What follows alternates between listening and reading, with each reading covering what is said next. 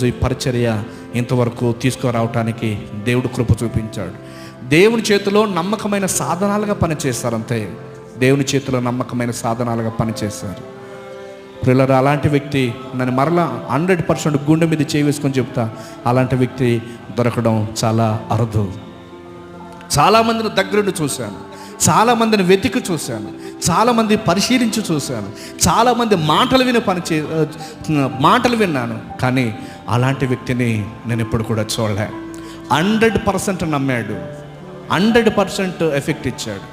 సేవ అంటే మనకు తెలియని వ్యక్తులు ఏదో మన గురించి చెడ్డగా చెబుతున్నప్పుడు ఎందుకు పట్టించుకుంటావు సార్ అనేవాళ్ళు. అన్న మన వాళ్ళని ఇట్లా అంటున్నారంటే కామన్ సెన్స్ లేని వాళ్ళ గురించి ఎందుకు పట్టించుకుంటారు?